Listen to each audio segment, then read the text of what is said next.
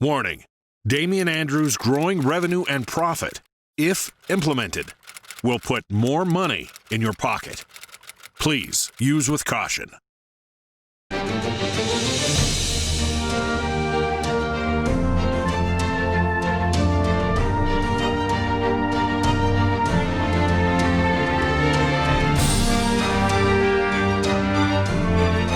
Welcome to Damian Andrews' Growing Revenue and Profit with international speaker and revenue and growth specialist, Damian Andrews.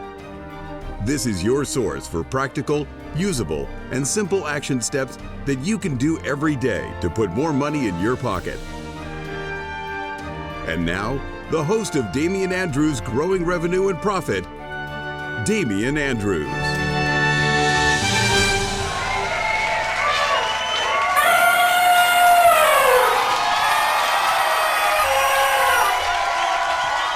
And the crowd cheers wildly to the trumpeting blasts of elephants sliding through eyes of needles. This is Damian Andrews' Growing Revenue and Profit, the program that deals with all things that put more cash in your pocket. This is the show that handles your revenue riddles, your profit puzzles, your operational oddities, and your culture conundrums. I'm the one, the only Damian Andrews, and today's show we are talking about your compelling future. So what is a compelling future? Well, it's not good enough just to have a vision of the future. What you must operate from is a place that pulls you forward, it drags you forward, and you have an inner drive to get up in the morning and tackle the day. You wake up and you feel inspired when you wake up. It's not like, oh my God, another day.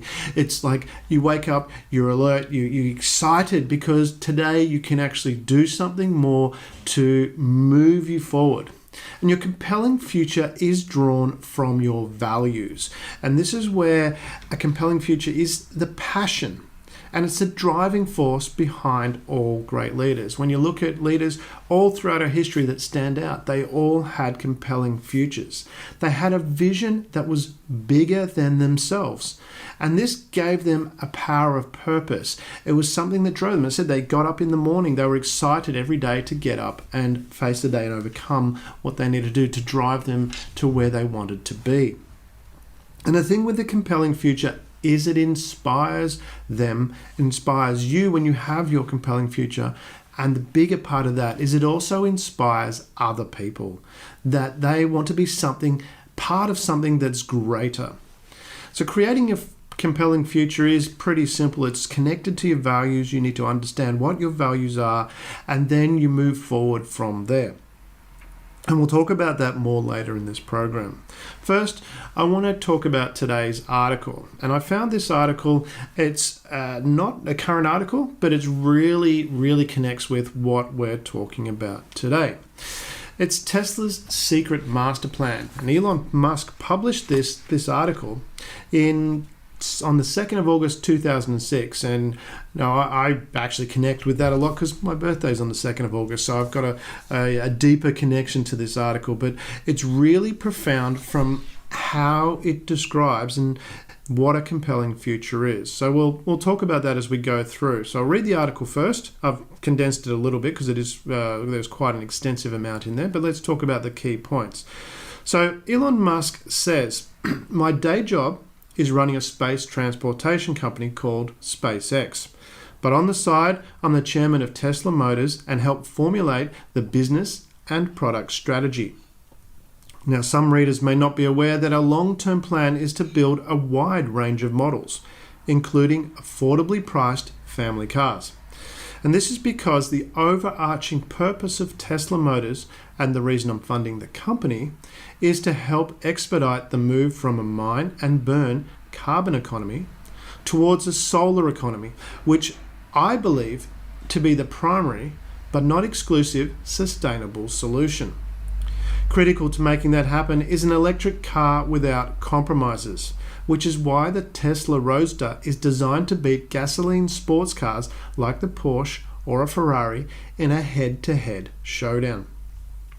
Almost any new technology initially has a high unit cost before it can be optimized, and this is no less true for electric cars.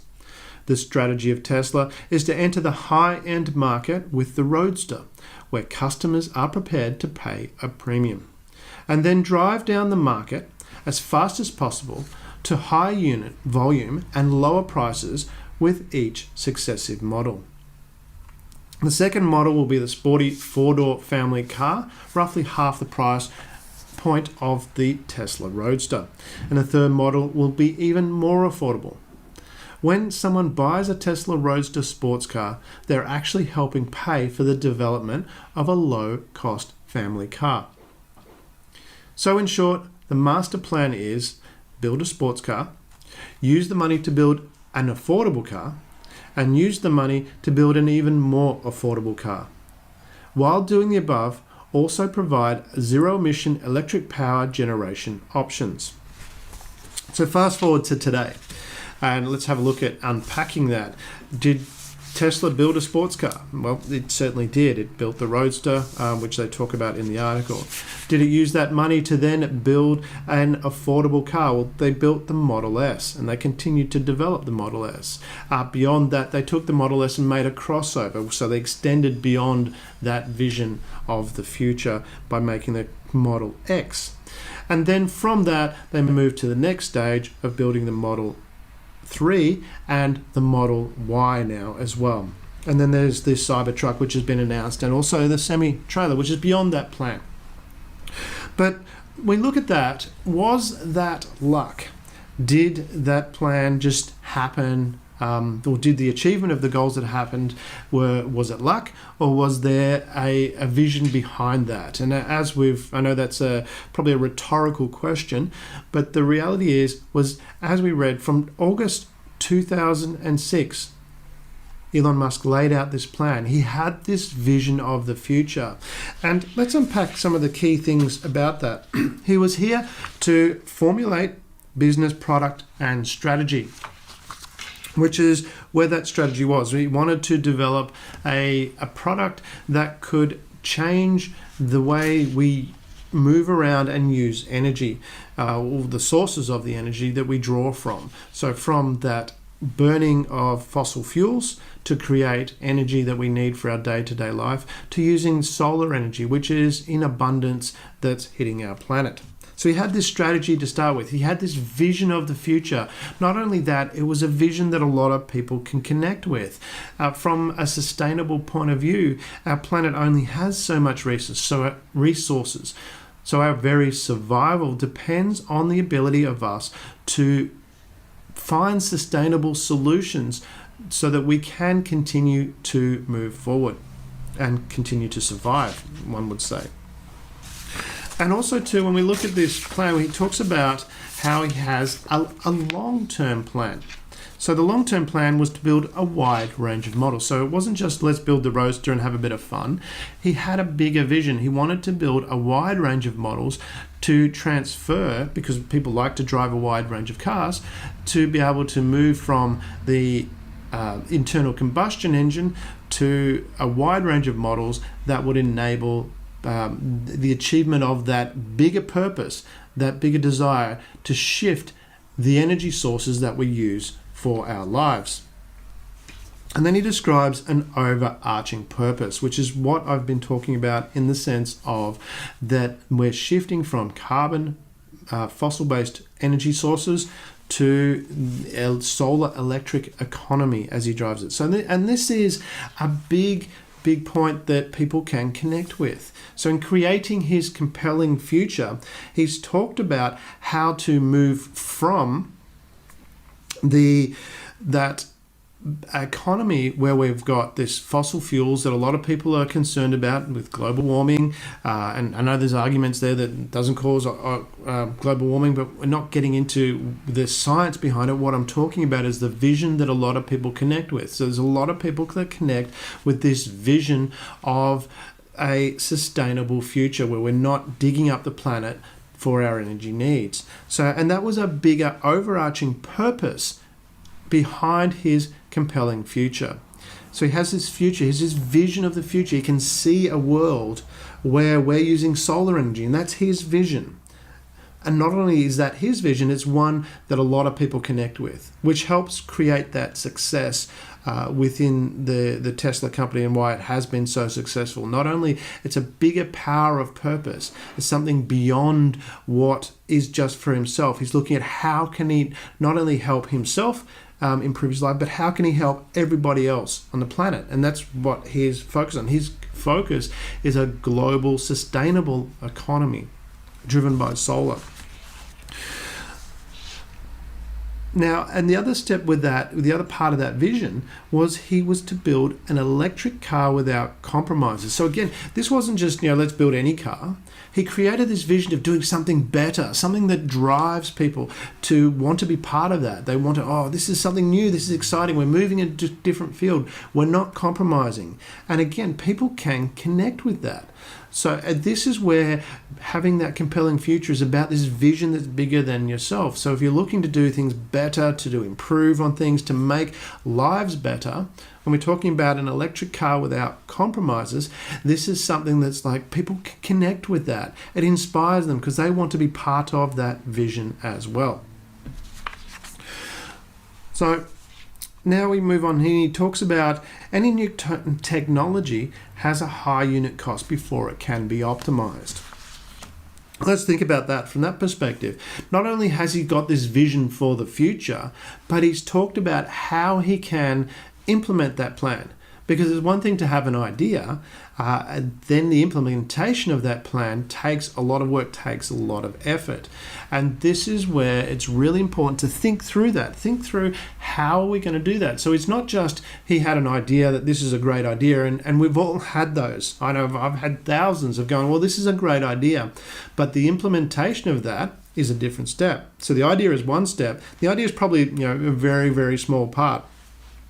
It's probably about 4 or 5% of the actual making of that happen, probably even less. But then the implementation requires a plan. And this is where he has this identification that the initial product is going to be high cost. It's low volume, it's going to be high cost.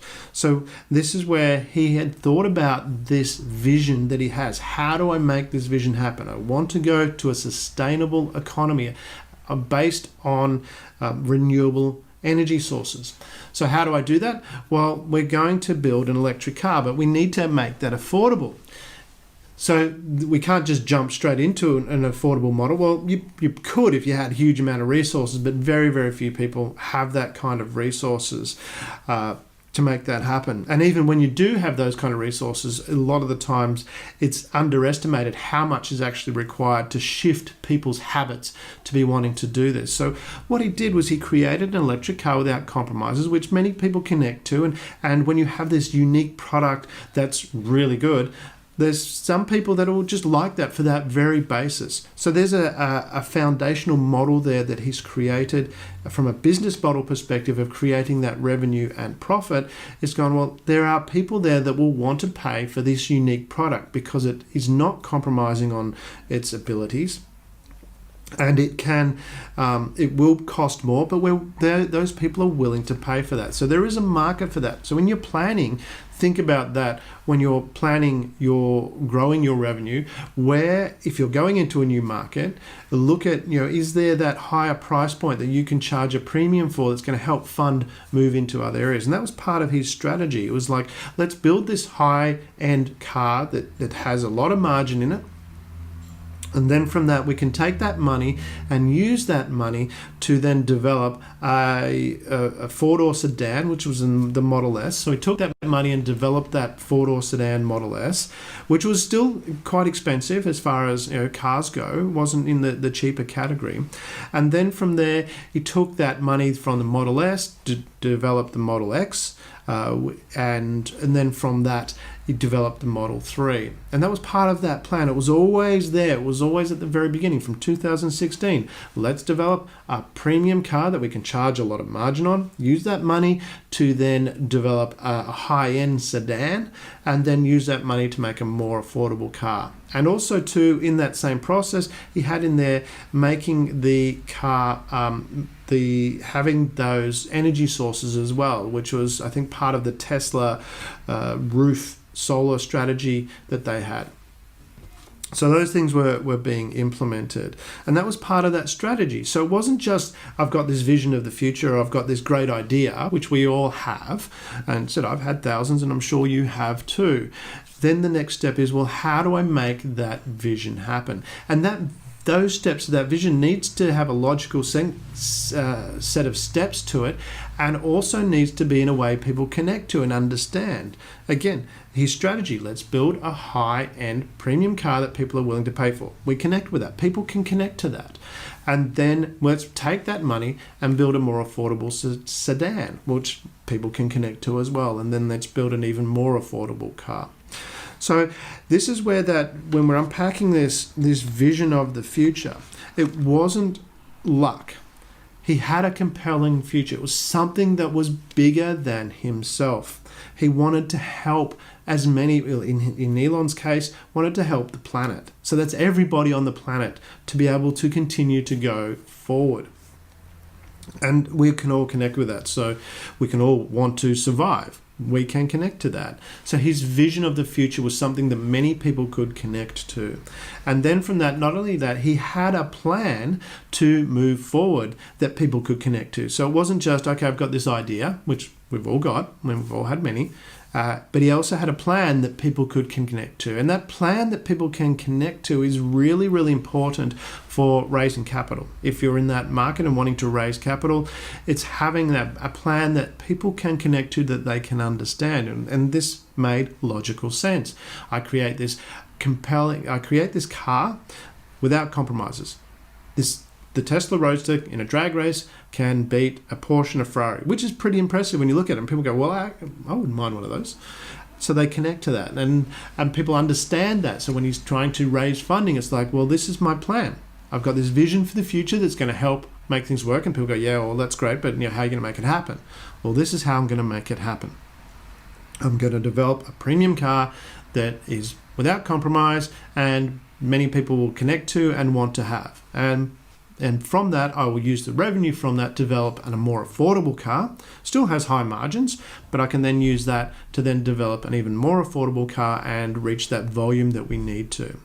So this is what a compelling future is about. It's a vision of the future that's bigger than yourself, that helps other people as well. And this is one part that probably isn't talked about so much, and I think it's really important that it is, because this vision of helping others, this is what's going to make it successful.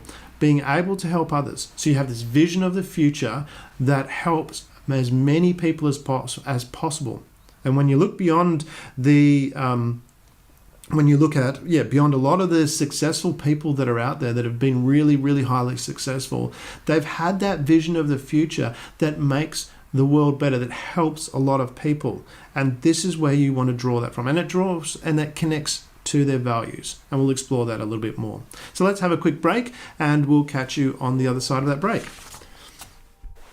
Are you looking for an inspiring speaker with a different take on how to achieve success? I've spoken to audiences all around the world, showing them how procrastination doesn't exist, how there are no positive or negative events, and that thinking that way can severely slow your success. Also, how to tap into your body's serotonin and dopamine to increase your own and your team's performance. And most of all, how to be happy every day, no matter what happens. If any of this is beneficial to you or your organization, contact me at ask@damianandrews.com to learn how you can engage me to speak at your next event. Great music there. Welcome back, everybody. And today we're going to talk about our inspiring person. So this is the next segment, our inspiring person. So who am I? I was born in 1971 in Florida.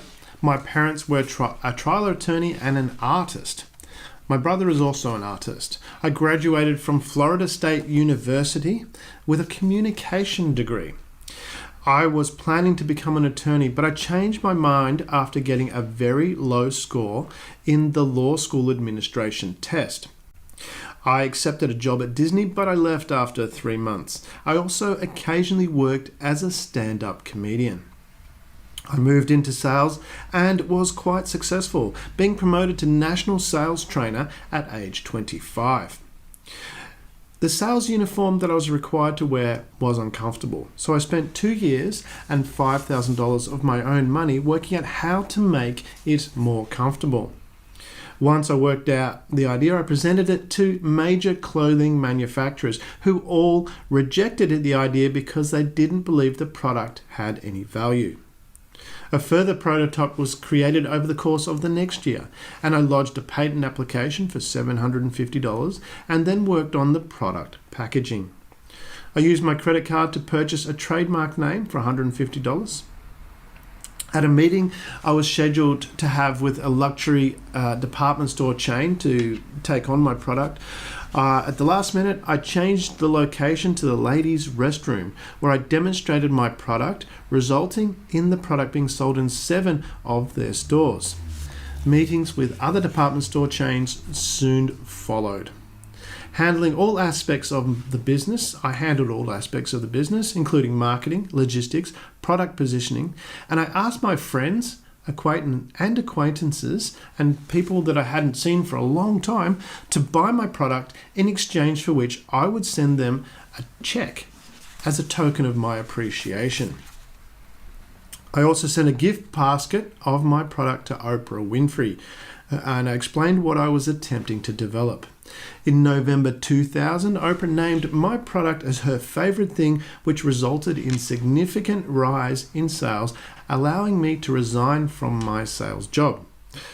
My company achieved $4 million in sales in its first year, $10 million in its second year, and in 2012, I appeared on the cover of Forbes magazine as the youngest self-made female billionaire. I am, of course, talking of Sarah Blakely, founder of Spanx and underwear maker focusing on shaping briefs and leggings. Now, Sarah here is a great example of creating a compelling future. So let's unpack what she's talked about here. So let's come back. She was planning to be an trial attorney. That was what her father did, and she wanted to follow in the family footsteps. And she attended the test for the law exam, and she didn't do very well. Recognizing that, she decided to make a choice, which is not an easy choice. When you're following in the family footsteps, it can be quite difficult to then step out and do something outside of that. And clearly she had the courage to make that step. She recognized this wasn't my strong point, probably also recognized that it wasn't something that she enjoyed greatly. So she stepped out of that, and it appears, based on that her next job was at Disney and doing some stand-up comedy, that she hadn't really thought about what her vision of the future was. She hadn't identified that yet, so she was still working that out. And this is something to not be concerned about from your perspective. If you're not sure what your vision of the future is, don't be concerned. You're still finding that. That's part of the exploration of life. We sometimes we don't know until later. Some people identify it really early. They know from when they were young. I look at the comedian Jeff Dunham. I mean, he knew from a very early age that he wanted to be a comedian using a ventriloquist comedian. And he was playing with the ventriloquist dolls from when he was very young, and continued that all through his life. On the other side of the coin, you have someone like Colonel Sanders. He did his life, and it wasn't until he was 60 or 65, after he retired, did he decide this is what he really wanted to do. This is how he was going to create a better place for other people. And he had a chicken recipe which he wanted to share with other people. And that was one of the key things. He wanted to share with other people.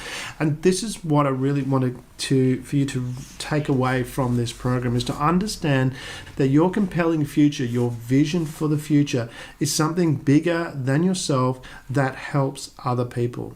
When you focus on how you can make the lives of others better, is when you are able to connect with them. And Colonel Sanders, as an example, he had this chicken recipe that a lot of people like and is quite tasty. And I know myself, I'm pretty partial to a bit of KFC from time to time. So Sarah wasn't sure what she wanted to do. She wanted to be a trial attorney. She knew she didn't do very well on a test. She decided that that's not what she's going to do. She made a decision, and this is important too. We'll do a whole program on decision making, but that element of deciding I wasn't able to do it, it's not what I wanted to do, and I will move forward is a critical aspect to being a great leader, and certainly very critical to generating revenue and profit. Then when she was doing her sales job, she recognized that the uniform, a part thereof, was not very comfortable. So that's a problem. She's identified a problem, but she's recognized too that if she's having that problem, probably lots of other women are having the same problem as well. So she wanted to make it better. Not only that, she spent a lot of time developing the product. So when you look at this, she had this idea, and what she did was she cut off the feet of her stockings because in Florida it was quite warm and she was uncomfortable, so she wanted to make it more comfortable. She cut the feet off because she also didn't like the way the stockings there at the bottom of the stockings, she didn't like the way that looked there, so she cut that off.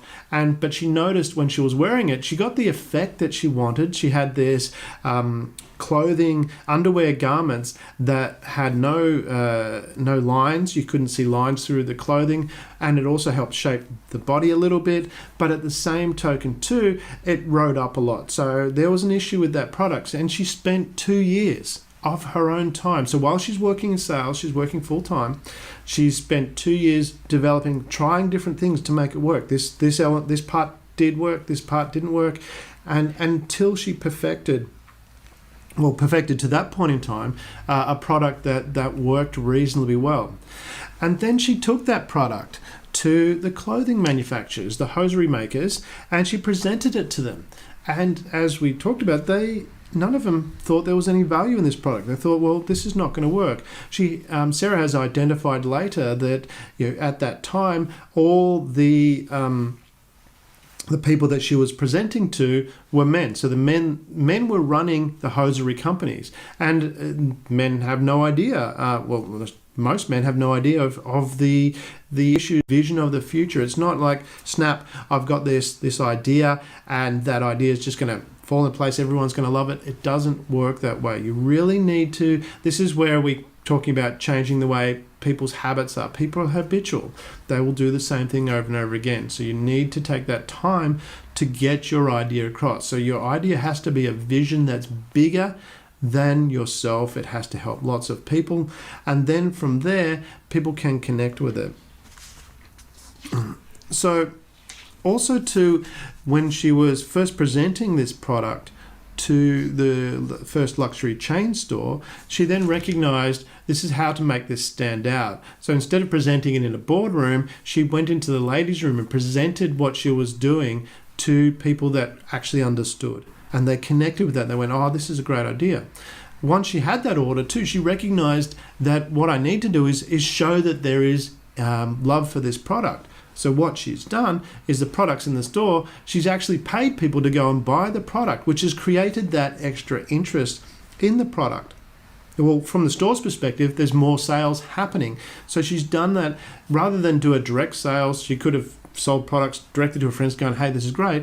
She's recognized to achieve that vision of helping lots of women have this product, she needs to connect the store owners to identify that this is a product. So she's actually encouraged people to buy the product from the store so they could recognize that. Once the stores have recognized that they're getting more sales of this, they want more of the product, they were more willing to promote the product, and that builds on itself. And it all comes back again to this vision of the future. She wanted clothing that was going to be helpful and beneficial to other women.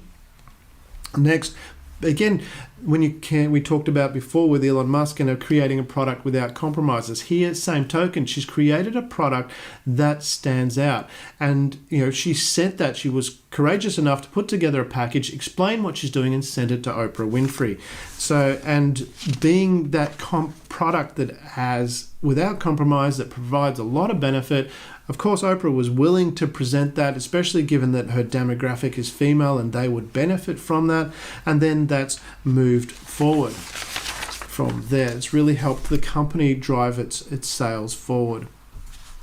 The other aspect to that is to recognize that in achieving her vision, she has held on to her sales job. So she's continued. So while she's creating this business on one hand, she's still working in sales on the other side. So there's a lot of effort going in there. So she has this vision. She's also protecting herself to make sure that she can achieve that vision, because it's going to take time to move that forward. So again, let's unpack. Let's look at that in detail. The overarching points of that is, one, she had this vision of the future that was going to help other people. And this is where your compelling future needs to be. How am I helping other people? How am I making their lives better? Also, the other point is to how can you make this something that's without compromise? How can you make something over and above better than what's out there in the market? So really think about that from that perspective. So have a vision of the future. This is my idea of how I want to make the world better for other people. Again, it's about other people. How are you going to help other people? What are you giving to them to make their life better? And then have a plan for doing that. And Sarah also had a plan for going through and doing that. She developed the product. Then she reached out and worked out, how can I make this product stand out? Well, I can do my presentation in a women's ladies room. So that stands out. Then when the product's in the store, I will get other people to buy that by sending them a check as a token of appreciation. And then, from that, sending it across to Oprah to make it again stand out. So have that vision of the future, something that helps other people, and have a plan that makes logical sense to move forward. And that will inspire yourself and others to continue to move forward. All right, let's have a break, and I will catch you on the other side of that break. I wanted to create something special for the people who subscribe to the Growing Revenue and Profit newsletter. So, there are hidden pages at damianandrews.com. These pages contain exclusive material which will help you grow your revenue and profit, and it's simple to access. All you need to do is subscribe to the Growing Revenue and Profit newsletter. Each newsletter contains a link to these hidden pages. There are no passwords needed. Simply sign up for the newsletter at damianandrews.com and you can join our community. Hello and welcome back. Now we move on to our question time segment, and I've got an email here. It says, I'm a senior manager at a large accounting firm in charge of a team of 22. The team members range from ages 18 and some are older in their early 50s. They're all good staff and most have been with the company for many years. I get the feeling that the staff have more potential than they're showing, and I've tried different things to inspire them. I've used positive reinforcement. I've been very excited and energetic in front of them, and I just don't feel that I'm getting through. Are there any tricks and techniques I can use to motivate that little bit extra out of them? I don't think you're alone in that quest that you're attempting to achieve there. What you're trying to do, a lot of people experience, and you want to get that little bit out of them, and you're looking for that one thing that will help move them forward. Yes, you're using positive reinforcement and you're leading by example, which are great ways to inspire people. But I think the pitfall, or the key pitfall you're probably doing is that one trick. You're looking for this one technique, this one little thing. If I flick this switch, then I'll turn on great motivation. And you can use little incentives, things like bonuses, but they only work for a limited amount of time. Money does get old. I mean, people will always take more money. There's no question about that. But from a motivation point of view, money does get old. It becomes it's like, am I going to put an extra effort for this extra money? Yeah, give me the money, but I'm probably not going to work that much harder. So money's not not always the greatest motivator. Also, I mean, people try things like having a spirited competition amongst employees, creating this rivalry, which can work from time to time, but again, that can be exhausting for people, people get a bit tired of that, this constant competition to try and be better than the other people. And I think there was a famous story of, it was Andrew Carnegie, that he went into the factory and he asked what the team before had produced, and there was 6 units, so he wrote a 6 on the floor, and the team the next day came in and they saw that, what's that? And they said, well, that's how many we would produce. So they produced 7, and that inspired it. And it does work. Those kind of things work, but not over a sustained period of time. This is where we want to, from your perspective, to really motivate people, is to connect to something bigger than themselves that they draw satisfaction from. I mean, this is connecting to a purpose. Now, you need to look deeper into the benefits that your the services of your firm that are offered. I mean, accounting provides clarity into the business operations so it can perform better. So when you're doing accounting, you're looking at the numbers. The business is doing this is how it's performing. Where are the strengths? Where are the weaknesses? These products have a certain amount of margin. These other products have a higher margin. Maybe we should focus on selling those products. So this is where accounting is really critical from a business perspective of helping it perform better. And that's a higher purpose. When we talk about, well, when just doing the balance sheet for you and the profit and loss statement. Yeah, here's your profit and loss statement. Well, here's how you can optimize your business. So you want to connect to that purpose. It also, accounting helps people make better decisions, gives that insights as to how the business is operating. So this is a benefit of what you're providing that enables your customers, your clients of that accounting firm to actually use that material going forward, using the services that you offer. The other element that an accounting firm offers, which is a benefit, which is it can provide greater tax returns. And those tax returns put more money into the company, so then it can use that cash to achieve its goals quicker. And so let's look at that. So we've got some benefits here. We're not just doing tax returns, we're not doing balance sheets. What we're doing is we're giving you greater insights so that you can make the right decisions, that you can bring extra cash into the company so that the company can move forward. So these are benefits that you're providing to your clients. And that's a part of what you want to talk about with your staff, is that from your staff's perspective, they're not just doing a balance sheet. They're helping this business perform better. They're helping make lives better. And when you create that connection, it's like, oh, we're not just doing a balance sheet. We're not just doing a profit and loss statement. You're connecting what your firm is doing to a higher purpose that the employees connect to, and that will create a greater motivation, because they're not just, it's not just a balance sheet. We're not just pushing paper. We're actually, in what we're doing, we're making lives better. So you want to take that from that step of, if you're trying to create that little bit of extra motivation, it's taking it to that higher purpose. What is the underlying benefit we're providing, that we are helping make lives better? And if somebody's being paid, we all get a benefit from a sense of giving. And there's countless research on that. It's one of the greatest sources of satisfaction. Now, if you're paying people to help make others' lives better, they're going to be highly motivated to do things really well and to put in that effort. So this is where you really want to connect to that higher purpose of what your firm is doing, the benefits that it's offering to its clients. And then when you take those benefits, explain that to your employees. Show, hey, this is how what we're doing makes lives better, makes other people's lives better. So focus on that. Look for that not this one trick to do it. Focus on that higher purpose. How are we providing benefit to other people? All right, hope that helps. And we'll take another break. Before we take a break, if you do have any questions, feel free to email me at ask@damianandrews.com, and we can answer your problems here on this show. So let's take a break, and I will get back to you soon. For me, it's always been important to give back and help others, which is why I've made education material available for free at damianandrews.com.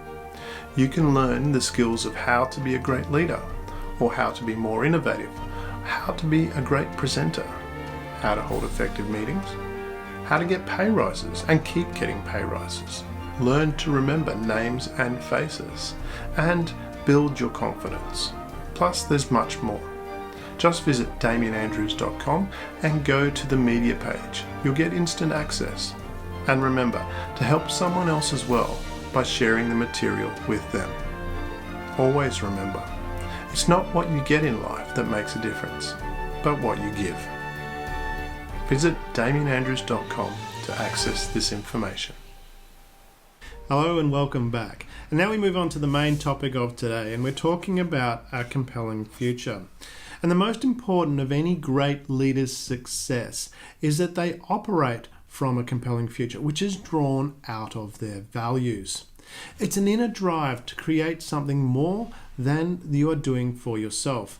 And ironically, it is linked to giving. So you're looking at how do I create something better that improves people's lives, improves the lives of those around me.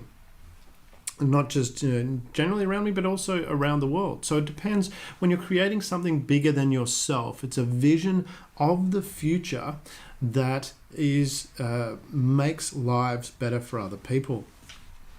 Elon Musk was a great example that we talked about earlier in the show, and same with Sarah Blakely.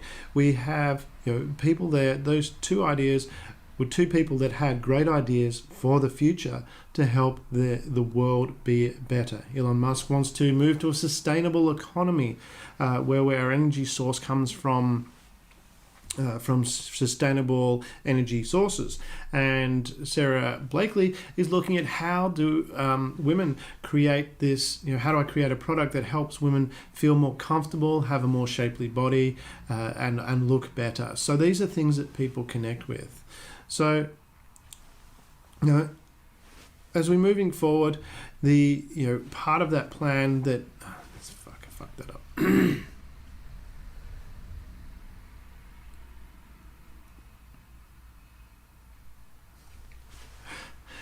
Hello and welcome back. Now today's main topic is we're talking about a compelling future.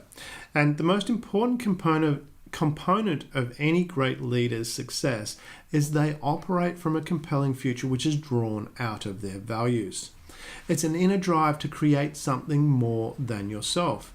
And ironically, it's linked to giving. It's about how do I make other people's lives better?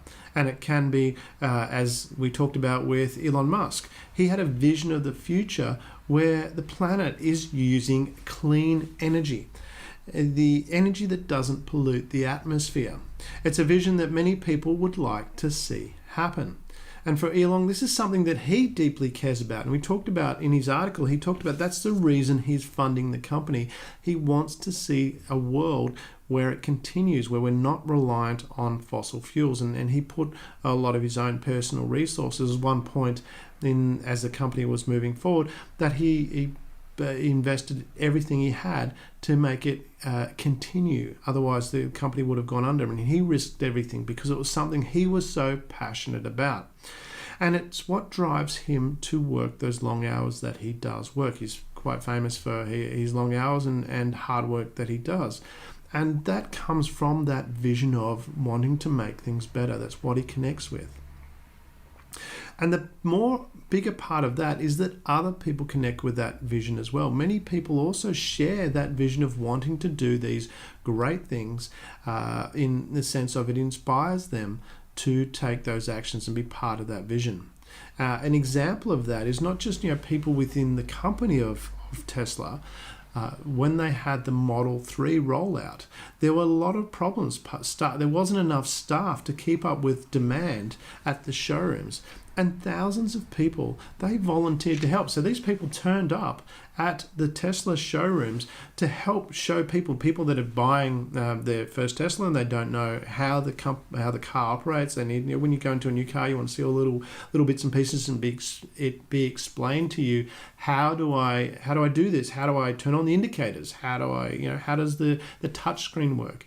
So all these volunteers turned up to help the Tesla company explain how the cars worked so that they could move forward, that it helped overcome a problem because they connected to this vision of the future that Elon had for the world. So many people connect with it. And that's a really critical part to certainly growing revenue and profit, is to be able to have this vision of the future that people connect with, that they want to, that they're driven to do these great things to help you move forward, to help your company move, because it's not about you, it's about all the other people that are helping. So if it was just about helping you, or let's help Damien Andrews make more money, that's not going to happen. People are not going to give up their time, because why would they do that? What's the benefit to that?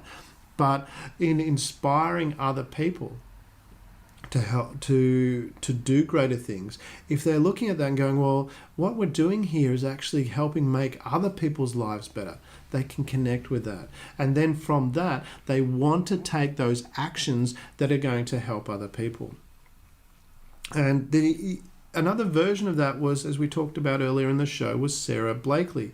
Her vision was one where ladies could wear comfortable, invisible underwear that gave their body a great shape. Now, many women connect with that. They want to feel comfortable, they want to look great, and so that was a vision that she had for the future.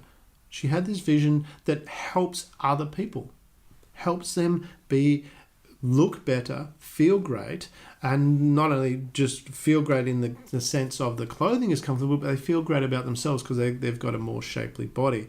So this was the vision that helped enable her to grow Spanx to the huge company within a couple of years. It was something that many people connected to very much, and was able to grow that company.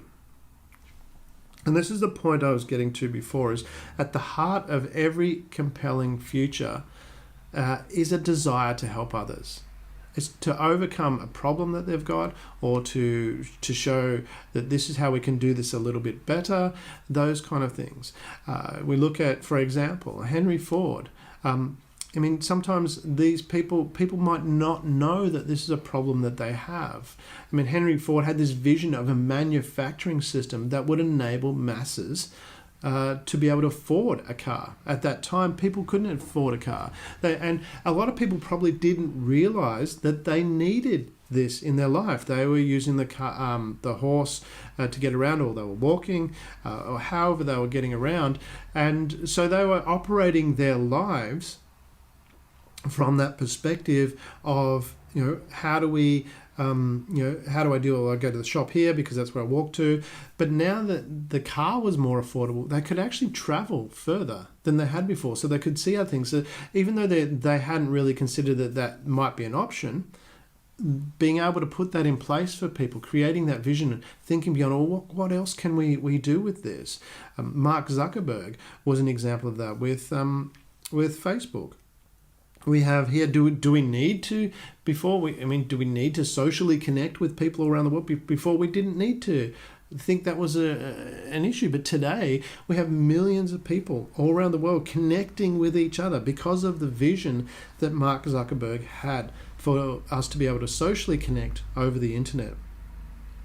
The iPhone was another example where Steve Jobs had this vision of making this process, this connection with technology. He always wanted to make that connection with technology. Technology is a great way for creative people to express themselves.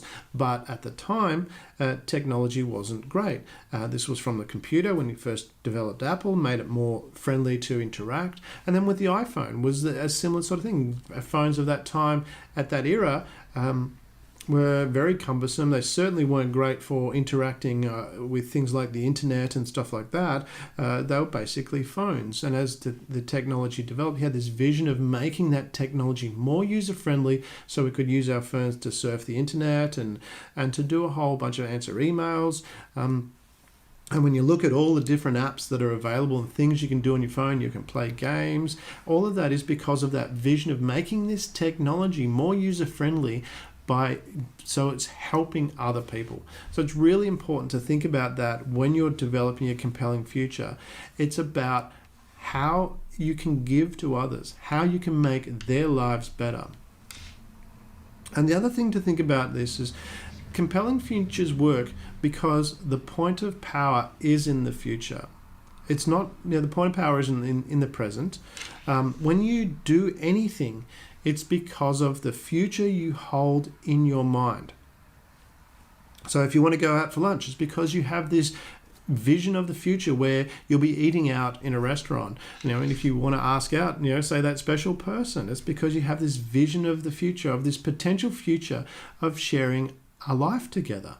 So everything you do, the point of power is in the future. And this is where that compelling future is really important from growing revenue and profit perspective, is that you need to have a clear vision of where you are going so other people can connect to that, so they can move with you.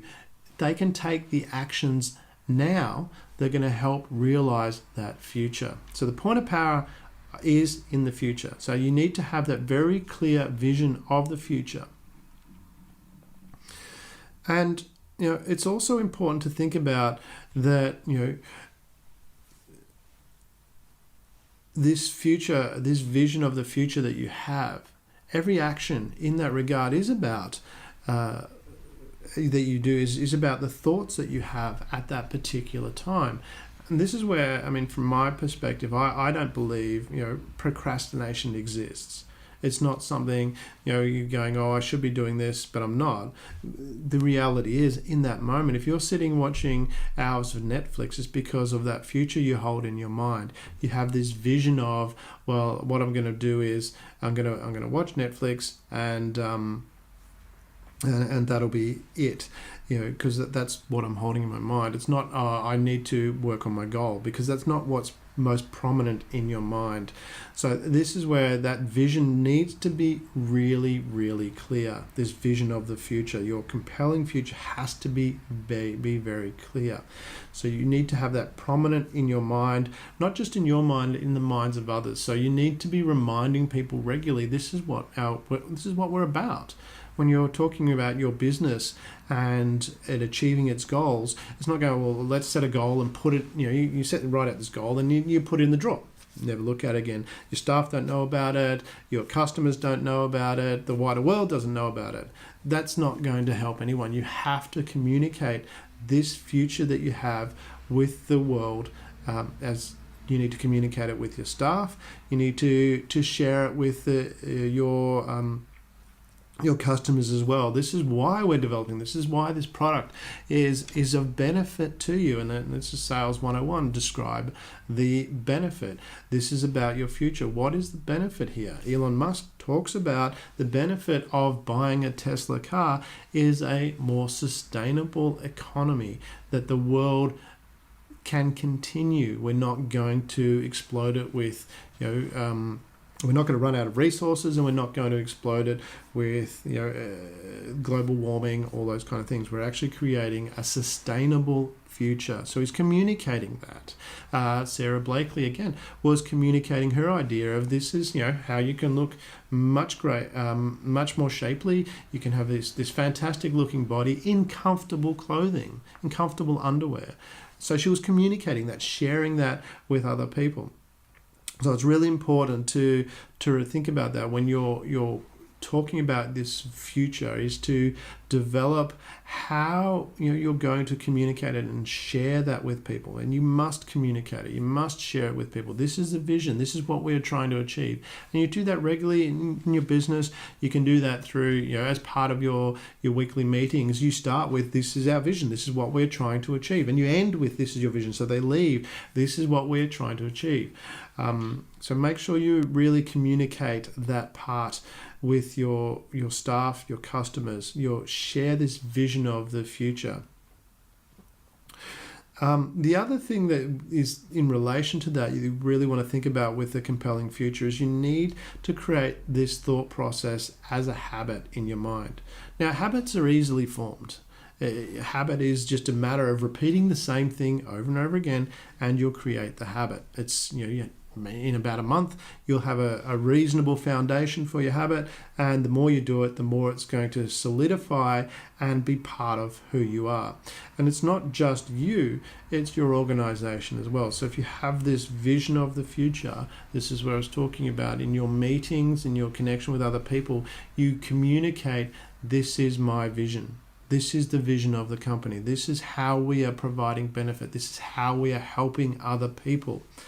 It's really important to understand and communicate. You don't have to say we are helping people, but you need to communicate how you are helping people, because that's what they will connect with. That's what your employees will connect with, and that's what will drive them forward to want to do those little extra things that help people, that drive them forward.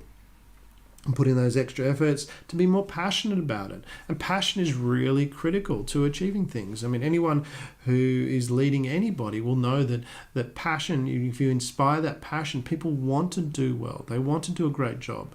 And it's about, feeling good about what you're doing. And when you connect with that, connect what you're doing with to them and how they're doing things, they will be highly driven. And I mean, when you look at that, and another element of how you can talk about this is what you're doing is you're creating a self-fulfilling prophecy. When we look at Elon Musk's plan, his secret plan that he had on his website back in 2006, he created this vision that people could work towards, and the vision was achieved. Now, this is what is called a self-fulfilling prophecy. It's a prediction that directly or indirectly causes itself to become true by the very terms of the prophecy itself, due to the positive feedback between the belief and the behavior. So when we talk about a self-fulfilling prophecy, we're talking about how do we move this forward? We've got this idea, I want to create a sustainable economy, and then lay out the steps, and all of a sudden it happens. So did it just happen? No, there was efforts that were taken by people, there were steps that were taken by people, and they continued to move forward. And then it was achieved. So there was this belief that we can do that. You believe in the end result to be true, and you do the necessary behaviors or actions to make it come into existence. So, and this is very important when you think about, from your perspective, of the language you use and the beliefs that you have. For example, I mean, a personal example of mine was I wasn't a good speller. When I was little, I wasn't good at English, and I believed I wasn't a good speller, and that was the future I held in my mind, until one day I learnt the process of actually how you spell in your mind. There's a thought process that good spellers use, and so when I learnt that, I was able to actually learn how to spell words, and then become very reasonably confident in spelling words. And the process wasn't that complicated, and that changed my belief. But it wasn't that I changed my belief, because I identified the strategy and went, oh, hang on a minute, I can do this. And in today's world, it's really important to think about that from that perspective, because the reality is you are one Google click away from pretty much instructions to do anything that you want to do. So if you're not sure as to whether you can do something, if someone's done it, there will be an instruction as to how to do it. So you just need to get on Google or just look up the instruction of how to do it, and you'll be able to do that. Now, and then you really want to identify your values. And for me, I distilled this out. I looked at, what are my key values, which, my values are honesty, excellence, and understanding. They're my key underlying values in what I do.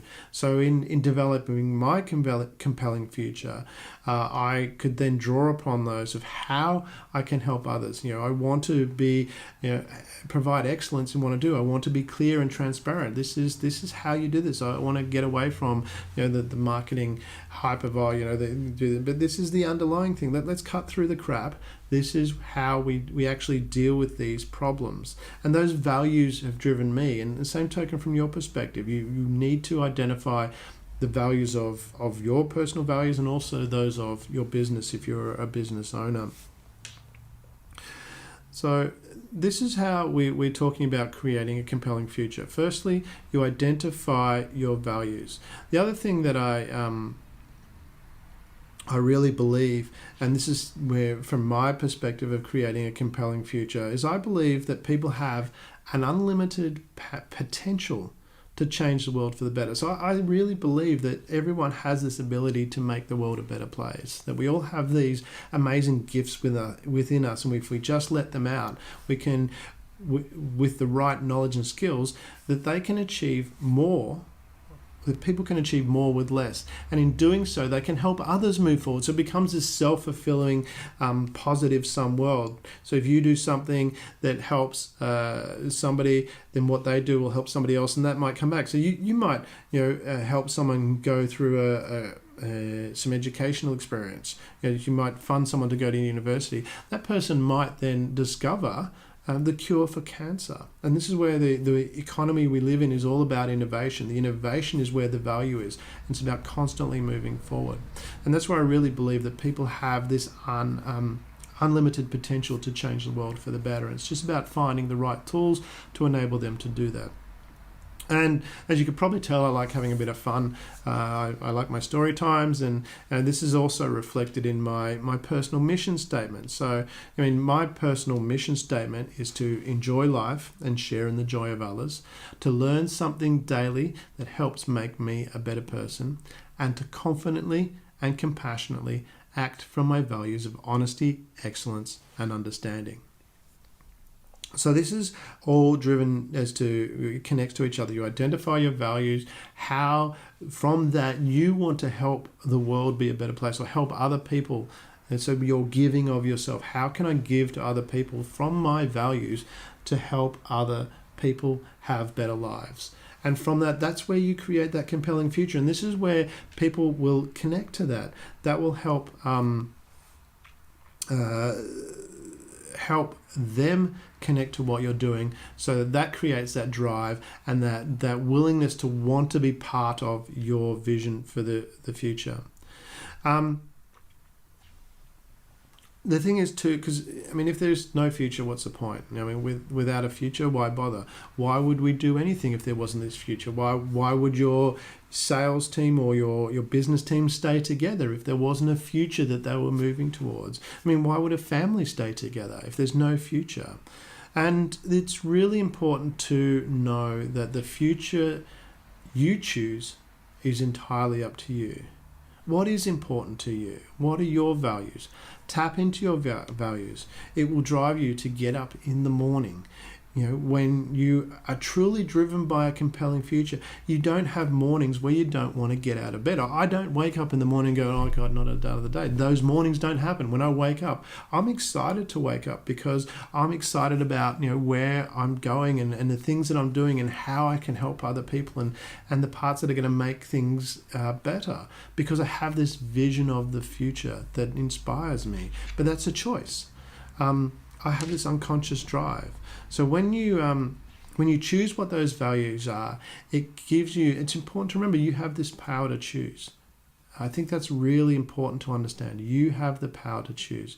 And it gives you not only the ability to stand up for a standard of living, but you'll also have an army of people that want to support you and walk with you on that sharing that vision that you have going forward.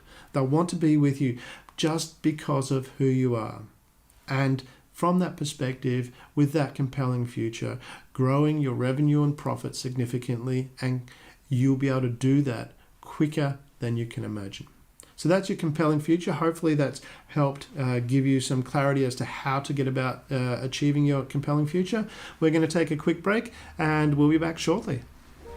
Large companies pay a lot of money to make continuous improvements so their revenue and profit grows. Now, I've developed many of the tools that these companies use, and I've seen how much money they spend to get access to these valuable resources. Now, not everyone has the same high budget as these organizations, but I wanted to make a more economical version of this material available to you. So I created Baby Dragons. This is for people whose budget doesn't extend to $100,000 for the Breathing Fire program. Baby Dragons gives you all the fundamentals so you can immediately increase your revenue and profit. You and no more than 5 others will get 1 full day with me and then one-on-one support for the following 3 months. Now, Baby Dragons is for people who are serious about increasing their revenue and profit, but may not have the big budget of large organizations. There are no set dates. If it's right for you, I'll schedule my time around your needs. Baby Dragons costs $2,000 US, and if you'd like to learn more, email me at ask@damianandrews.com. Welcome back, everybody, to Damian Andrews Growing Revenue and Profit, and we're up to today's quote. Today's quote is from Eleanor Roosevelt, who wrote, "The future belongs to those who believe in the beauty of their dreams."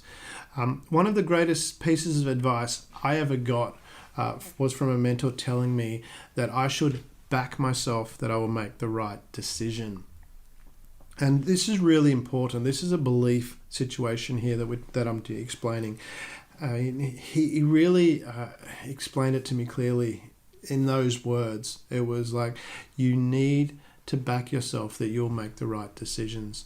And there are two key points that I take from Eleanor Roosevelt's statement there. The first one is, have a dream. What is your dream? People ask me all the time, how do they know what they should dream, or how do they know what they should do? This is a really critical skill to learn, and this is fundamental, especially in today's world. And prior to this, people would, they were born and they went into, my dad certainly had that. He worked at the same company his entire life because that's what was expected. Today's world, we have infinite choice. We can do anything we want to do. And this is where you really need to develop this skill of choosing. So how do you know what you do? It's you choose. You have the power to choose. You really need to get that. You have this power to choose, and the only way you get good at choosing is to choose. You need to say, okay, and practice small. Start with little, today I'm choosing to do this, and go, oh, I did that. And reward yourself at the end of the day when you have chosen something and taken those steps forward. And as you practice more, you'll get more skilled. It's a skill that you can learn. It's like going to the gym and working out a muscle. Choosing is a skill that you can learn. The more you do it, the better you'll get. And the second element of that statement from Eleanor Roosevelt, the future belongs to those who believe in the beauty of their dreams. That second element is to believe. You must develop, and that's a skill. Belief in yourself is a skill that you can develop. So how do you do that? Well, the first one is to refer to point one. You need to choose to believe in yourself. Some people are taught that from when they're young by their parents, but other people are not, and I certainly wasn't. And it was something that I recognized that I needed to choose. I need to choose that I want to believe in myself. So once you've made that choice, you can then take the necessary actions to develop that belief. And the key action that you can take to develop the belief in yourself is to notice the things that you do well. Pay attention to those things. When you do something well, congratulate yourself. Don't go push it aside, and then focus on, I could have done this better. No, focus on what you did well. Make that stand out. You did something well. You deserve. That's how you develop this belief in yourself. People that believe in themselves notice what they do well. They focus on that, and then from that they create this perpetual motion machine within them, where they in their mind they're going, okay, I did that well. Oh, I did that well. I did that well. And all of a sudden this thing, and your reticular activating system starts to notice all the other things that you are actually doing really well. And that's a perception, because there's lots of things you're doing well, there's lots of things you could improve on. That's not to say you don't continue to improve. You should continue to improve. But recognize there are lots of things that you're doing really well. And creating belief is about reminding yourself, your belief in yourself is about reminding yourself of the great things that you do. And this is a fundamental key to growing your revenue and profit. You must have a beautiful dream for the future that you believe in. I'll say that again. You must have a beautiful dream for the future that you believe in, that makes others' lives better. And from there, you'll be able to grow a huge amount of revenue and profit very quickly. All right, that wraps up today's show. It has been a pleasure being with you. If you have a question about growing revenue and profit, feel free to email it to ask@damianandrews.com. And always remember the fundamental keys. 1. Choose what you want. 2. Identify the high-impact task to get it. 3. Do the high-impact tasks first. And 4. Face and overcome your supreme ordeal. If you want something to change, you need to evolve and move forward. Remember, you have within you unlimited potential to change the world for the better. I'm looking forward to catching up with you next time. I'm Damian Andrews, as always, sliding elephants through eyes of needles. See you next time.